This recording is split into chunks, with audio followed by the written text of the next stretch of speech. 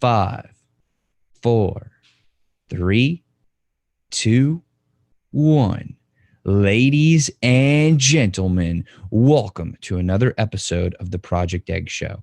I'm your host, Ben Gothard, and today we have the honor of speaking with Lance Essihos, founder of the top 200 podcast, University of Adversity. How you doing today, Lance? Hey, brother. Good. Thanks for having me on, man. Really excited. Oh, man, thank you so much for being on here. It's an absolute honor to be able to speak with you, and I'm really grateful that you carve out the time. Yeah, absolutely, man. I'm looking forward to it. And anytime you get a chance to, share space and connect with, audiences and for yourself, with yourself, people like yourself, it's always a really rewarding experience. So thank you. Awesome. What's your story? What's my story? Well, depends how far you want to go back. All the way. Let's go back. Let's go all the way back. All right. So we'll go back to, I was a hockey player. That was where we'll start. I wanted to play professional hockey. I grew up in the cold, so I grew up playing hockey. We later moved out to an area in the west coast of Canada. I'm not sure if your listeners are aware of Canada, but now that's British Columbia. I grew up on Vancouver Island. Played hockey, played junior hockey, wanted to make it pro, but as you're a teenager, as you're going through those years, you come through a lot of distractions. I had a lot of stuff happen in my teenage years that were really tough emotionally. Step families and all the kinds of stuff that you can imagine that happened that really affected just who I was as a person, my confidence, how I acted. And it affected me in my sports life. So I ended up trying to play professional hockey. It didn't work out. I made some really stupid, poor decisions that led to me having to pivot and do another direction into working. I tried a bunch of different things, tried a bunch of different jobs. I wanted to be a fireman, a cop. I tried every trade you could imagine. But what I really enjoyed was the hospitality industry. That's where I kind of found my home, was the bars, the restaurants. And I loved people. I loved being able to socialize. I loved connecting with people. I loved the idea of being able to, connect with people. You get rewarded with tips and all that stuff. You get to go out and drink with your friends. It was like all these things that I loved, because I could kind of hide in this kind of thing that I was in. So that carried on for a while. That took me through my 20s. I was able to travel around. I was living in Australia. I was running some bars there, doing really well in bartending. But my life itself was very toxic. I had a bad drinking problem. I was dabbling with drugs, alcohol, all that stuff. And it really took a hold of my life at one point. So after many years of punishing my body and all that, I went through some more tragedy in my life where I lost my younger brother, unfortunately to suicide, which was very tough. And then my dad within about 18 months of that to cancer that came out of nowhere. So there was a lot of stuff that really happened in this period of time. So I just decided I had to make a change in my life. I had already been on a path to change once my dad died. So I was sober at the time. I quit drinking. I'd started a new path. So dealing with that was a little bit easier than it would have been, but I was still on the path to kind of changing my life. So I got into online marketing. I really wanted to make a difference some way or another. I didn't know how. So I got into direct selling. I was promoting products, for health and wellness and trying to get my feet wet with the Facebook advertising world and all that. And what I found was, although I love that stuff, and I still have affiliate marketing, all that stuff is great. I just felt like I had something inside of me that wasn't being totally utilized and shared properly. So I decided to start a podcast. I decided to start University of Adversity podcast, which was basically taking all the stories of myself, adversity, and I really wanted to channel that and really help leverage that to help other people share their stories, so started connecting with so many amazing people, like spiritual people, pro athletes, actors, doctors, physicists, you name it. Geez, that's a hard word to say. All these things. And it's just been so rewarding to me that um, something I initially went in to start to help my business actually became my business. And I just enjoy it so much that, and the more you talk to people and connect with people like yourself, the more you start to see the value in it. And I truly love adding value to people's lives and inspiring people, because that's what I needed in my life. So I gravitate towards that. So that's what I want to do. That's my mission, is to just inspire people through stories, through sharing incredible stories, and, helping people hopefully make these better decisions in their life to go on to become successful in their lives. So that's where we're at now, present day. And yeah, that's pretty much the Coles Notes version. Why hockey? Hockey. Well, it was that's a great question. I've never been asked that. I love that question. I grew up, it was, I think a lot to do with sports is that it's the demographics. It's where you grow up. It's where there's I think soccer is the most popular sport in the world because you could play it anywhere. You could kick a rock around and call it soccer. Hockey was just in Edmonton, Alberta, where I grew up. It was just, if you didn't play hockey, you were like, it just didn't fly because it's cold, right? 8-9 months of the year. And I just loved it. I loved, I was good at it. I competed. At a young age, I was one of the top kids around 10, 11 years old. I was one of the top kids in the world. We competed in tournaments all over the place. And I just loved it. And I loved the feeling of competing and all that, and becoming pro. Obviously, that was what my dream was. So it was kind of the sport that I just rode with, and I just loved it so much.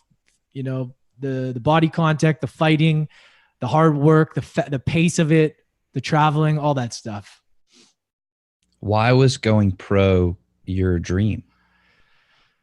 Well, it was probably, growing up, it's probably that status symbol you want. You idolize these pro athletes, and I wanted to be one. I wanted to make millions. I didn't come from a family that had very much money. I came from, my dad, worked his ass off. My mom stayed home with us most of the time. So I didn't, they're scraping by just to give us and pay for hockey and give us stuff. So I just wanted to be somebody. And to me, that was the thing. I didn't want to be a musician. I didn't want to be an actor. I wanted to be a pro athlete. And for me, because that would give me the life that, I thought was the life that I wanted to live. Right. And, yeah, again, I that was just something that I just wanted to be different, and I wanted to have an amazing life. So that's kind of why I chased that dream. When did you feel that desire to be a pro athlete? When did you feel that evolved into something different? Like when was that shift? Well, it became a reality when I was a teenager, when I was a young teen, because I was really good. So I thought it was attainable, but there was so much talk about how it's so impossible to make it as a pro athlete that it really screws with people's heads as kids. And it's really unfortunate. And then it's sweet. And then you get to a certain age where there's so much doubt, and there's so much, if you haven't hit this spot by this age, if you haven't done this by this age, and it's only self-doubt. And it's the kids that made it that weren't even that good. And then it's the kids that just powered through just step by step. And sports just sort of for me, it wasn't attainable anymore. I ran out of time, so to speak. You have a shelf life, and I was kind of burnt out. So, that's how it all kind of ended, You mentioned how you went through a lot of very difficult emotional growth points, for lack of a better term. And I recognize this potentially is a very sensitive area. So I want to be very respectful to you, but I also want to understand, because to see where you are now and the amazing things that you've done, and to be able to understand the intricacies and the details of what you really went through, I think is so incredibly powerful for people and uplifting and inspiring. I would love to talk about the intricacies of that, of your situation growing up as a teenager. Yeah, absolutely. I mean, I've done so much inner work. So And I appreciate that. I mean, I've dealt with it, right? I've gone through it. I've sat with it. I've done the inner work. I've dealt with it. And I truly believe life happens for us, not to us. So unfortunately, of course, I'd want to have, um, family member, my dad, younger brother back, but I know that these things happen and there's nothing you can do about it. You have to accept it. So, um, as a teenager, I mean, we I was just very as a teenager, I had a step family. My dad married a woman with 4 kids, and we had just moved to a different part of the world. So it really messed with my whole, I don't even know the psychological part of it, but feeling like I already lost my mom because I moved across the country, and then him being taken away from this woman. And it was just this crazy, like, and now I look back and I'm like, wow, that really affected me. So I started drinking a lot to escape. And not sure if this is where you wanted to go with this question, but things just sort of, I feel like that was like some serious trauma that kind of led me to the drinking, led me to the distractions, to the destructive behavior. And then later, why I became a bartender, why I loved it so much, because I could drink and escape and it didn't matter, because that's the thing you do when you're a bartender, right? And these tendencies that I picked up, that I realized now that I've done all the work and I've gone back to those dark places, I can look back in hindsight and go, okay, I see what I was doing there. And it's until you can sit and feel what those emotions feel like, instead of chasing external validation or substance, that you really heal with it. For example, I just went through a really sudden breakup as well, to add to the mix of things, which is all part of the journey. And before, in the past, I would go and drink and run away from that feeling. But I literally, I don't know if your listeners will think this is crazy, but I just spent time outdoors, and I would just meditate 2-3 times a day, and I would read. And that literally healed a lot of stuff that was going on in my mind. And because I was feeling that emotion, and that's a lot of stuff that I didn't do when I was younger. And that's the stuff that yet I didn't do even through the tragedies that I went through. But now I've learned that that's how you get through that stuff, is you have to sit with it. You got to feel it and go, this sucks, but what is this doing for me? Right.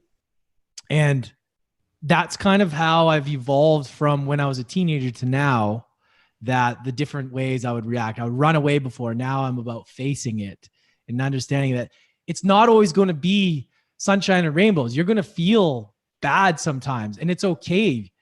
But then you're going to appreciate the good times more, because like, ooh, I don't want to go back there, So you develop these skills to get through it. So I don't know if that's where you wanted to go with that, but I sort of just went with it. So I hope that answers your question.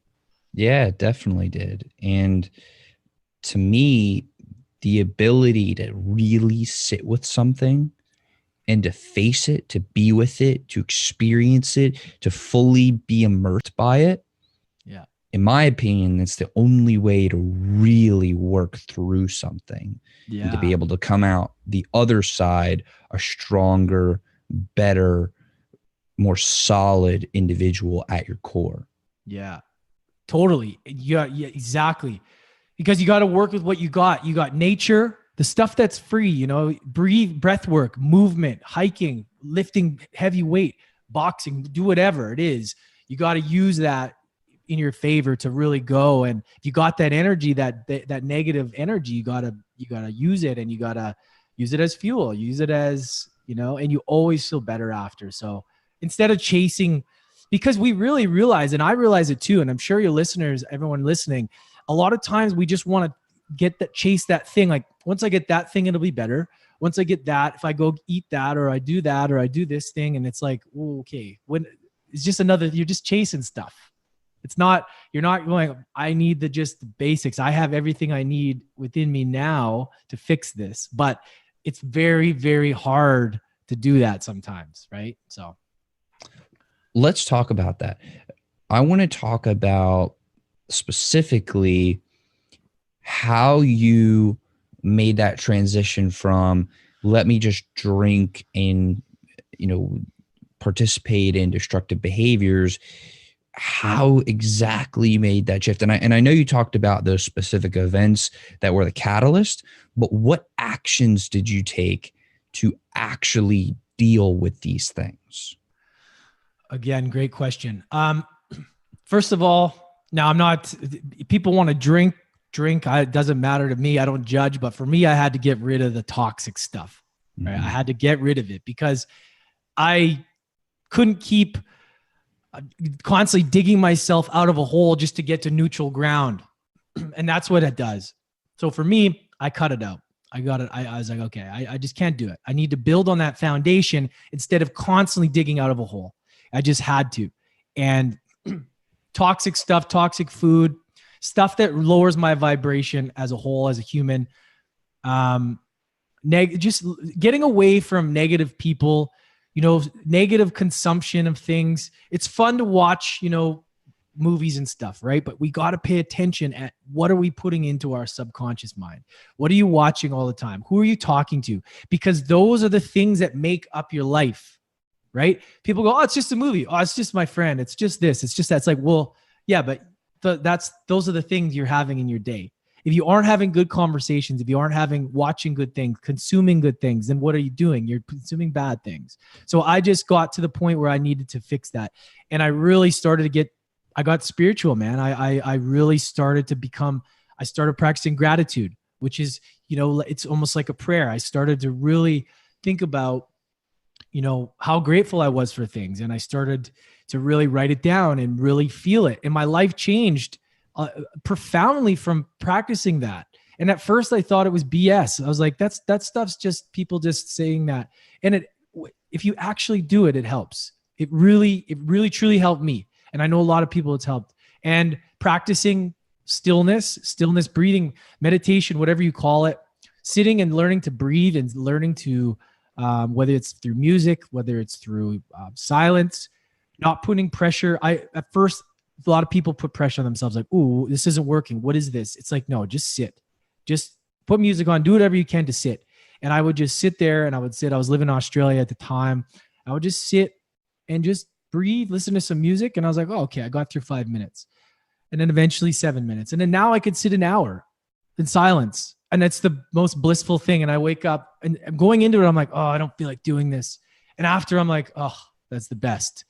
And those are the kind of stuff that I did. I just started reading books, audios, books. Like if you're not listening to an audiobook on the go, you're really doing yourself a disservice. Reading find stuff that interests you and lifts you up. And that's what I did, and just became active. And yeah, and just a combination of working towards things that lifted me into a higher vibration, in a higher spirit. So, and then eventually I was like, wow, my life is changing. I feel better. The people in my life are coming into my life are higher level conversations. Things are like coming into my life that are better. And hey, I'll take it.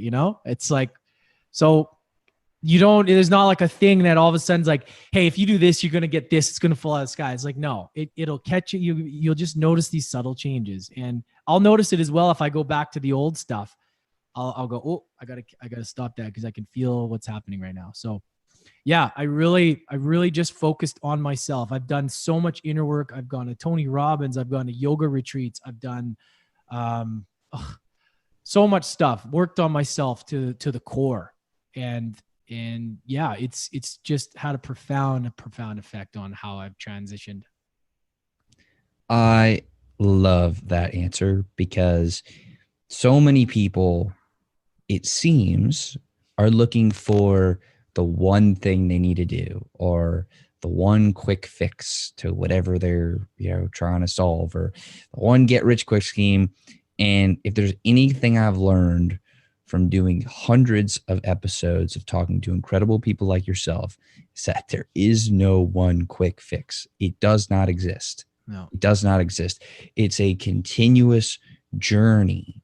It's a journey with routines and behaviors and habits that you have to be very intentional about developing, that over time can lead to positive change that compounds on itself and all pushes you forward. And then you have to be really you have to be really intentional, and you have to focus, and you have to go towards what you want. And then over time you can get there, and you'll get a little closer and a little closer.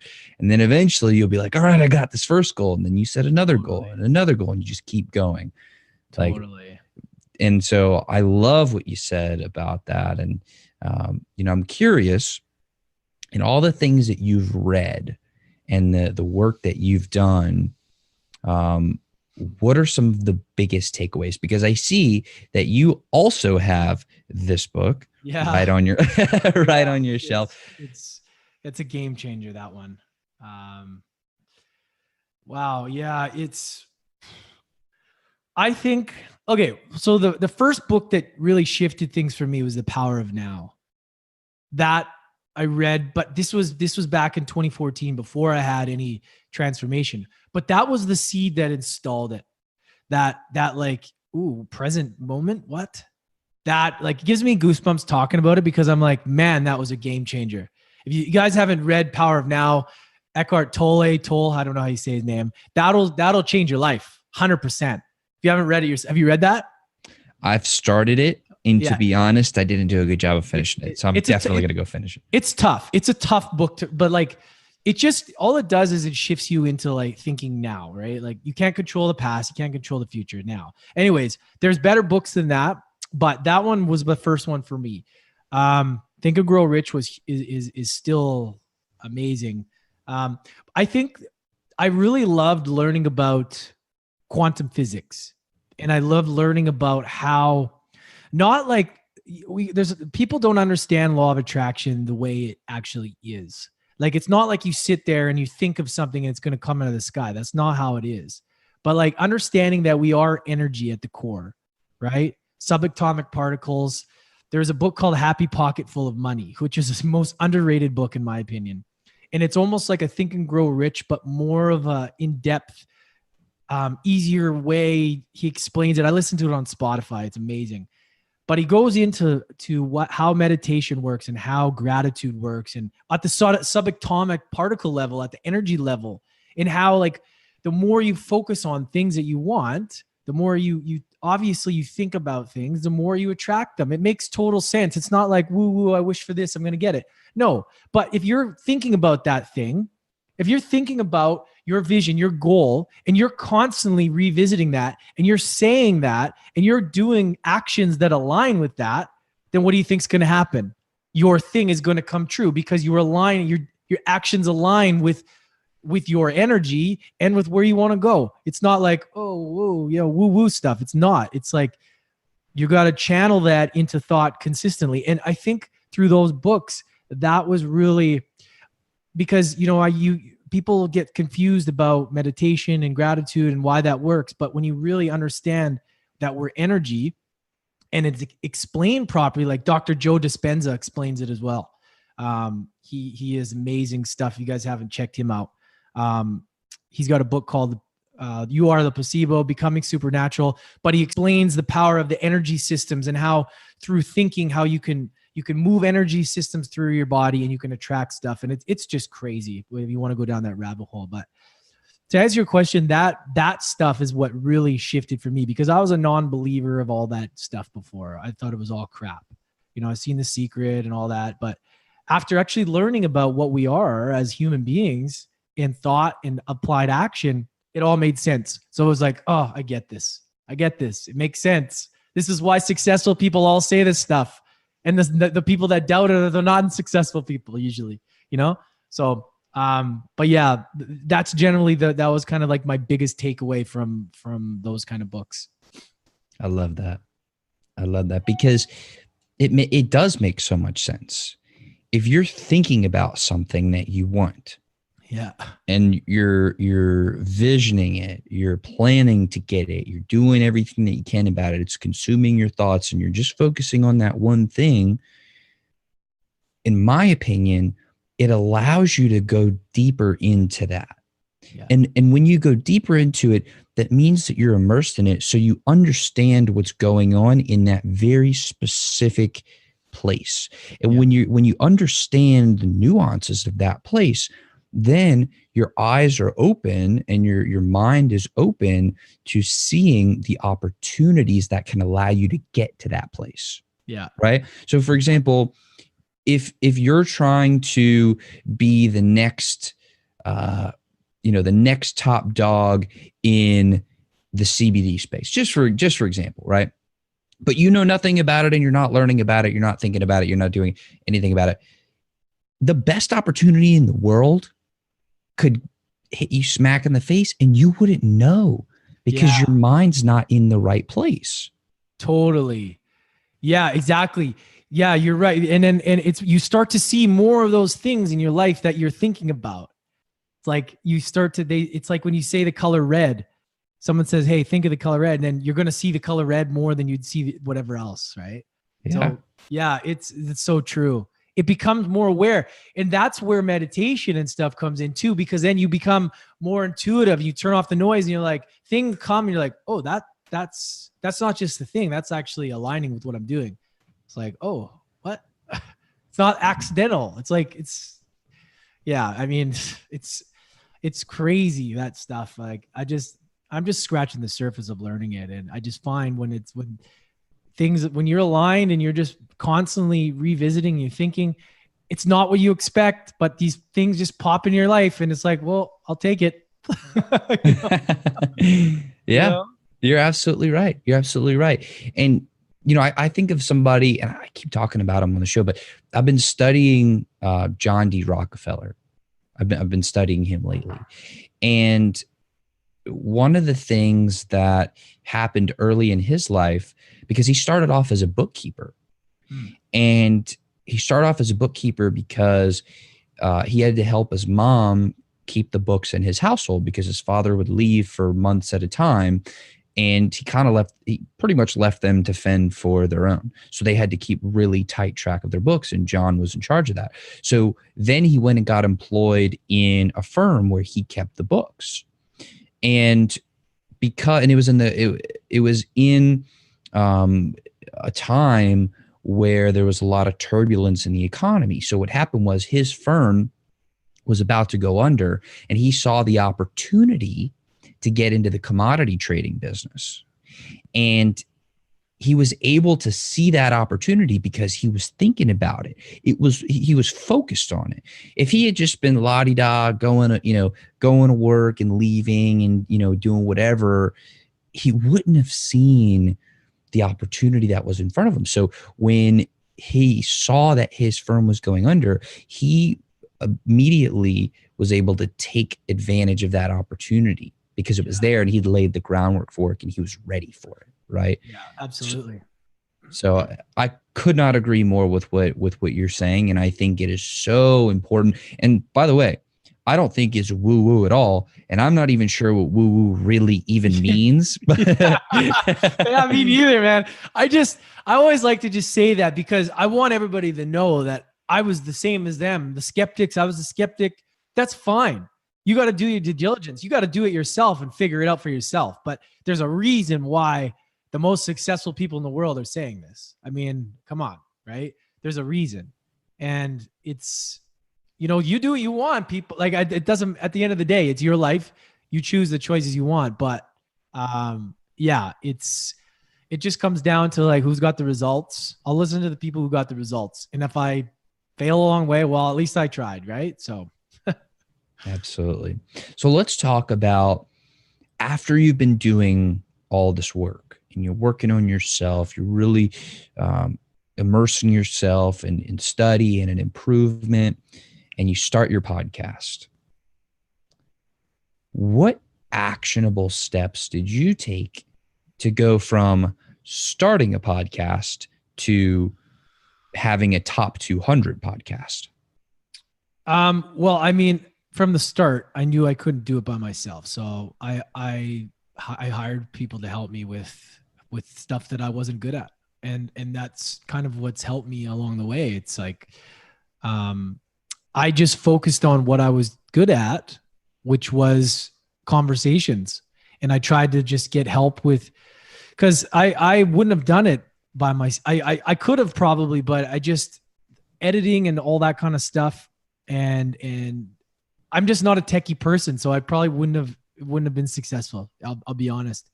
Um, I had to ask for help. So, but I just really just focused on what am I good at? I'm good at, I love cracking the shell. Okay. So this comes back from the bartending game. What did I love about bartending? I sat with it. I was like, what do I like about it? Why did I like it? Because I take away the booze from it. What did I actually like? And I liked the pretentious prick that sits down and doesn't want to say hello, but then by the end of the night, he's high-fiving you. Or like, there's something about the connection. I like the human connection, the finding that common ground. And then it's like, oh, you see the guest open up and then you can really get into it. You have a lot of fun. Just like this, great conversation. You know, both people doing podcasts are usually, you know, they're on the up, you know, they're looking to inspire. They're looking to whatever. I don't know whatever they're doing. And usually the people that are involved in getting over adversity, the people I have on my show, are usually pretty inspiring. So I just got excited about their story. Like, I love Jimmy Fallon. Okay. This is a different, but you know what I love about that guy is I love his excitement on every single guest. You watch that guy and he is just so genuine, and he does his homework, and he's just such an awesome interviewer. And obviously, like, he's, you know, so talented, but like, I watch his care, and I really loved care about the guest and their story. And I found as I started to go, I got better at that. And I generally just love that. I love finding out about people, and the stuff that you go into the show with, you have one thing, and then it actually takes you a different way. And it's sometimes, yeah. So with podcasting, it's just been in a real journey. It's I've learned so much about myself too. And I mean, I was really nervous at first, and now I'm like, you know, whatever. We're just humans, all trying to get through. Some people a little more successful, some people on paper, but we're all humans, right? Like, like at the end of the day, it's like somebody's making. Sometimes I would have chats with people making like ridiculous, like way more money than me, millions and millions of dollars. I'm sitting here asking questions. I'm like, this is tough, but that's on my own limited belief. But throughout the journey, it's just been sort of humbling, and you get better. And sometimes you go into it and you're like, wish you could have done better, as you know, and sometimes you knock it out of the park. So yeah, I don't know. I went off a tangent on that one, but yeah, it's just been like an incredible journey so far. Like, incredible. How did you, once you dove all in on the podcast, how did you then, like, how did you go all in on the podcast? Did you have a job at the same time? Did you build out another business? Like, how did you build your life? Yeah. So, okay. What I decided was that with how I started is, like I said, I needed help. So I was like, what if we could give this same model to somebody? And so I wanted to recreate the same thing and help people that were like me, that were too busy to start a podcast. Like most people. So I'll tell you, I get on LinkedIn calls. I chat with people. I say, where are you at? Like, what do you know about podcasts? Do you want a podcast? Whatever, just to find out. And people are like, man, I love the idea. I just don't have the time. I don't want to learn something new. So then I was like, boom, I talked to, you know, my guy that helped me with my show. I was like, I'm passionate about this, and I love what it's done for me. So I would love to help somebody do that. So that's what we did. That's what we created. So I love helping people bring their vision to life and kind of take what I'm doing and kind of take it next level and just go all podcasts and just do whatever I can to improve the space and to help people sort of bring their dream alive. Because a lot of people are successful in their business or their life or whatever, but nobody knows who they are. They're not that figure of authority that they want to be in their space. So that's kind of where the only reason I wanted to do it is because that's where I was at and that's all I knew. And I was like, well, if I could maybe help people do the same thing as I'm doing, you know, maybe potentially it could work out. So yeah, that's kind of how it's evolved. And as far as me doing affiliate marketing and all that, you know, that's always going to be something, you know, with affiliate marketing is always something good for people. that I'll probably reintroduce. But for now, that's what I'm focusing on, and just helping people if that's what they want, or giving them, if they want to start a podcast, helping them find, like, they want to do it themselves, putting them in the right direction of somebody that can help them out whatever way. It's not about just coming and joining me. It's like just educating, having the conversation. 5 years from now, hey, you want to dive in, have a chat? Great. So that's what I'm doing. That's how it's evolved. Where do you see the most room for improvement in podcasters, like people starting out, or even people like me who've been doing it for a few years and have hundreds of shows, but always trying to get to that next level? You know what? It comes down to just be authentic. I honestly think just being yourself, and this is what it's going to come down to with everything, all business, all this BS of this. You can have all the bells and whistles, sales funnels, all this stuff. It doesn't matter, because if people don't like you, you got to connect with them as a human. I used to say this to my bartenders back in the day too. So I'll just use this analogy. You could be the best bartender, have the best drink in the world. But if that person doesn't feel better about their experience, they didn't walk in feeling better than they did before, it doesn't matter. You could have a 6, 7 out of 10 drink, but that person had the best time of their life, you'll have a customer for life. What do you think's better, right? That's what I used to always install in my staff. It's to like help the people feel better, give them a good experience. At the end of the day, people just want to feel better than they did before in any situation. So don't be the guy that makes people feel worse. Be the person or guy or gal that makes people lift people up. Not everybody's going to love your energy. Some people don't, whatever. That's okay. But I think at the end of the day with podcasting is like with any business, be yourself, be authentic, and the right people will come. And the right people, doesn't matter what you're selling. If you're selling pens, if you're selling hats, if you're selling bikes, podcasts, whatever you're selling, people can see right through a slime ball. People can see right through that stuff. And there's enough of that stuff out there. Big shiny ball syndrome. People go from thing to thing. It's like, no, be yourself. Because when you strip all that stuff away, all you have is the human. It's the people want the human. That's it. That's what it's going to come down to. And I truly believe that in podcasting, focus on your area of genius. Focus on what you want to talk about. What can you add as much value to in somebody's life, and it will work. It'll come back tenfold, right? I honestly believe that at the simplest level. And I also think people monetizing podcasts in different ways also needs improvement. And I think it will as the market starts to, there's become, a lot more. I don't want to say saturated because we're just still in the beginning, but I think there will be a time where people can monetize better for their podcast. And I really want to help that as well. So yeah, like there's just, at the end of the day, be yourself, like anything, be genuine, and, generally take interest in people, and, and generally your show will grow. That's from my experience, in my opinion, in anything in life. So that's awesome. So where do you see yourself going in the next, 5, 10, 20 years? I love that question because I've been thinking about that like a lot lately.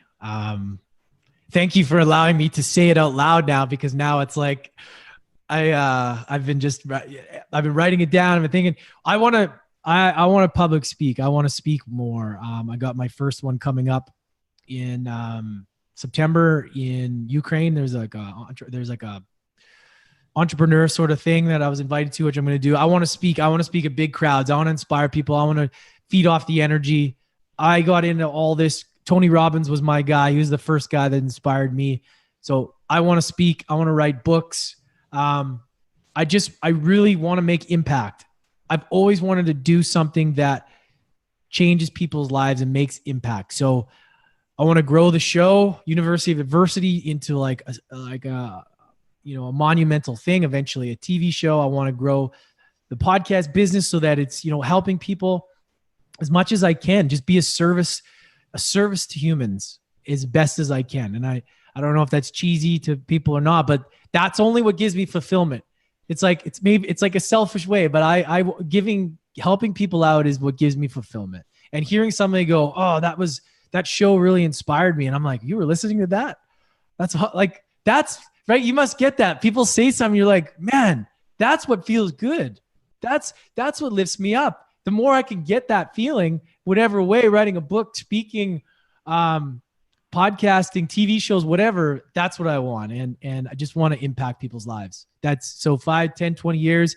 It's just obviously the greater impact you have, the more wealth you create, the more value you can charge, the more, and people want to, there isn't anything wrong with charging for your services if you have a service that provides a lot of help to people. That's where people get lost. They don't have that confidence in themselves, but you are worth it. We are worthy of creating wealth. And that was hard for me for a while too. And that's what I want to continue to build on, to be like, I want to create wealth. And the more that I read and the more I study people, the more that I can learn. And so basically the more valuable you are, the more money you can make. And that's kind of where I want to be, well, that's where I desire to be. I don't want to be, I'm going to be there.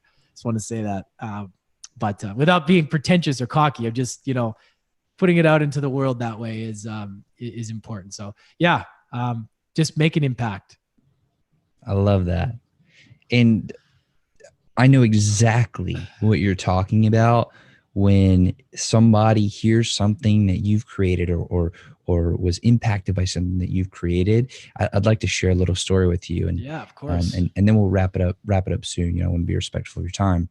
But I was at a family function not too long ago. I'm Jewish, and so one of our holidays is Passover, Pesach, which celebrates historically the Jewish liberation from slavery in Egypt, and that traditionally that's the whole point of the service. Anyways, so we got together as a family, and at one point I was talking to. He's pretty much family, but he's like the ex-husband of one of my cousins-in-law. So, kind of distant relative, but still family. And he said to me, he's like, hey, Ben, I just want you to know, and I didn't prompt him to say this. He's just like, hey, Ben, I just want you to know that listening to your show and listening to the stuff that you create, I went from making $3,000 last year in my business to making $14,000. And this was in like March. He's like, $14,000 already this year. And that was because of you. And I was like, whoa, yeah, that is amazing. I was like, dude, thank you for saying that. Like, that just made my week, my month, my year. Like, that is amazing. Yeah. And I'm so grateful that he would choose to share that with me. And because I had no idea. Yeah. I didn't even know. So powerful. It's really awesome to know that your work is inspiring people and that somebody actually, there's no greater thing. I don't know if there is a greater thing than knowing you made impact, and it becomes addicting. And I think that's where human beings can, like, where the world can change in such a profound way, is that if everybody was out to do something like that, imagine what would happen, right? Everybody gets addicted to that fulfillment of helping others and making impact. It's like, it's, I wanted to bring up, have you been to Israel before? I have. I was just in Israel in October. One of the best countries. It probably, Tel Aviv was like top 1 or top 3 places I've ever been in the world. Blew my mind. Jerusalem was incredible. What an amazing country that is. It just blew my mind. Like, I'm not even kidding. And because we went to the Jewish wedding and stuff, and we did all the Shabbat and all that. It was so awesome. Like, it was just the loveliest people, so much fun. Like, it's just, if you guys are, listening out there, make sure if you get a chance to go to Israel, like, it's next level. Like, it's amazing. Absolutely. I appreciate you sharing that. I love that. Absolutely. So, Lance, I want to thank you so much for coming on the show today. I have one more question for you. Sure. Then we'll go ahead and wrap it up. I'm 24, and this is a very personal question. But I want to know, what question should I be asking you, and specifically you, that I just wouldn't think to ask? Wow, what a question. Um, hmm, that's a really good one. I would say,